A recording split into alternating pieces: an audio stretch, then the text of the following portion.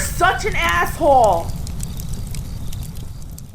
HazelConsulting.com. Today is Cleaned Up Sexy Cappy. We got a nice short request. Hey Aaron, I'm a 23-year-old single female. I've been thinking about having a family in maybe a few years. I would like your input on parenting. Should I raise my future children religious? From my experience, we human beings seem to not be the best decision makers, and I arrived to this conclusion from my own experience and observation. Being 19 to 22, I was a bit of an anarchist and a nihilist. It was all about my individual freedom. I had my period of existential crises, but I never did drugs or anything reckless because I was raised like a military-style discipline at a very young age back in my country. So that has stayed with it good. And I wonder why Asians make all more money than the American average.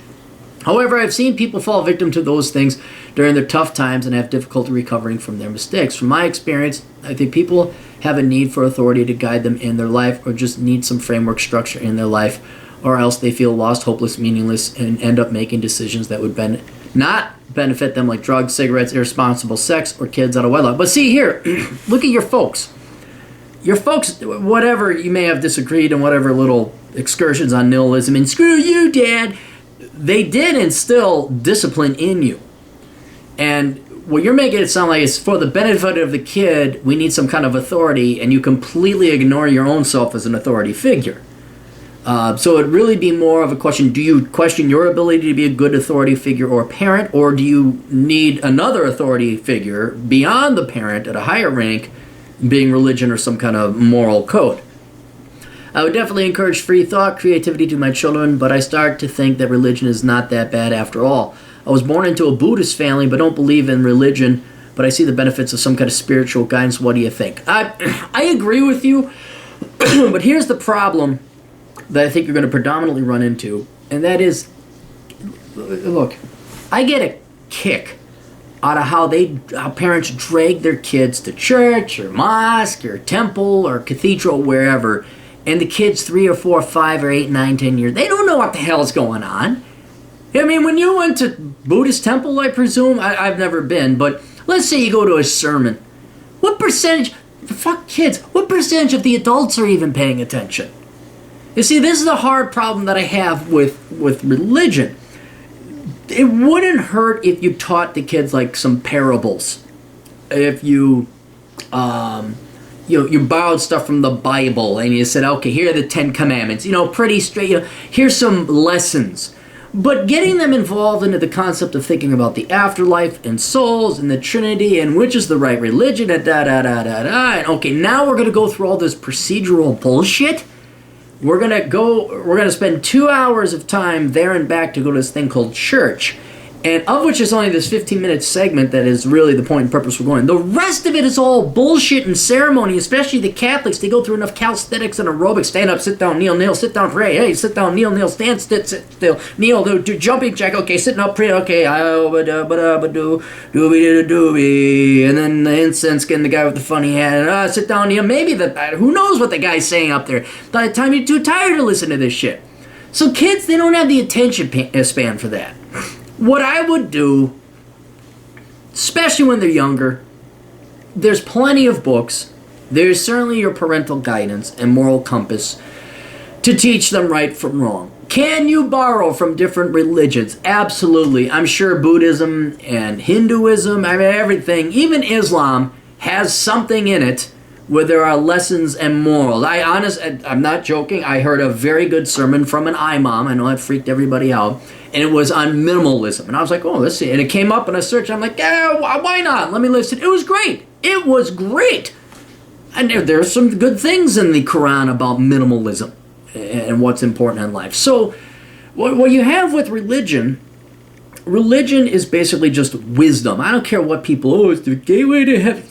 What it is wisdom. Is wisdom of people from thousands of years, over the course of thousands of years, that have put together wisdom so that you people don't fuck up your life as much without it.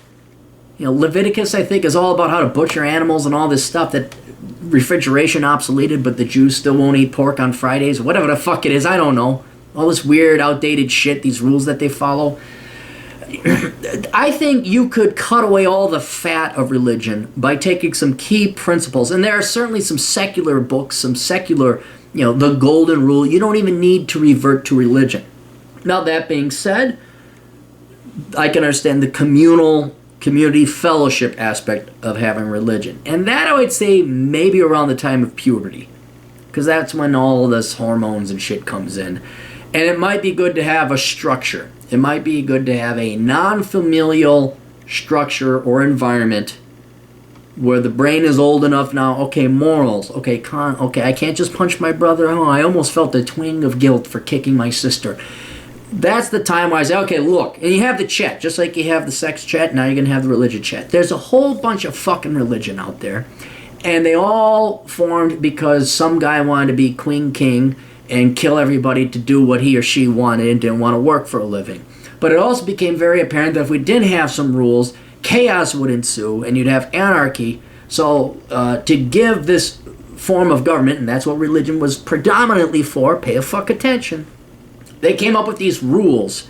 And if you didn't follow these rules, bad things would happen to you. Surprise, surprise, every religion has hell or a punishment. There's always a God that's superior to everybody and knows what's bad. You better listen, by gosh. Surprisingly amazing. It's like gold. Gold became valuable across the planet from civilizations that had never seen each other before. It's the same thing with, it's the sun god, and if you don't sacrifice things to Montezuma, he'll come down and strike you with his funny looking scepter. So what I would do is teach your child, look, religion plays a huge role in this world. Some people will kill or fly planes into it.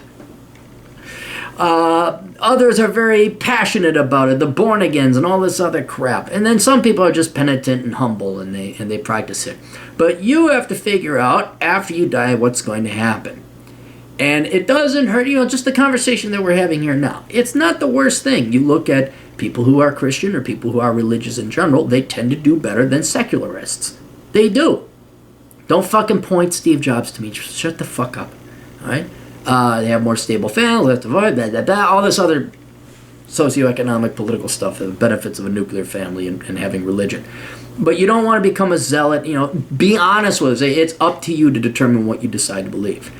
And in the meantime, though, it might be worth going to church. You might enjoy it. There's some structure.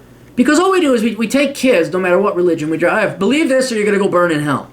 Well, you've completely missed the point of religion and the value it conveys, and the benefit it can confer upon believers and people. So you have to explain why there is religion, why your daughters or sons might like religion, make the case for religion, but then let them decide, because I guarantee you doing this, grabbing their face and put it up, and fucking believe we're going to go to hell, they're not going to believe.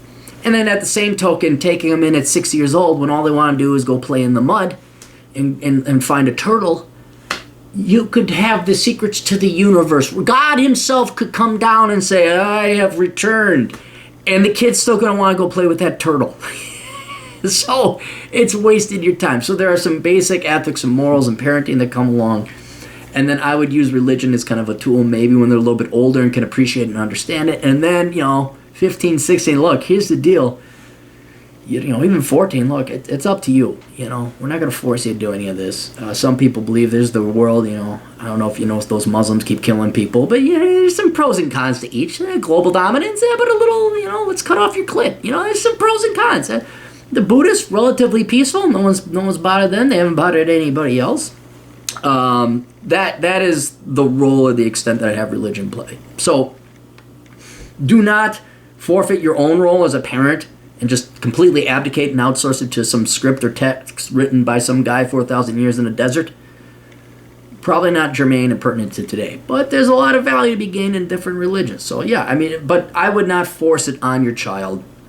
And inevitably, I would let it, at a relatively early age, be up to them whether they want to pursue it or not.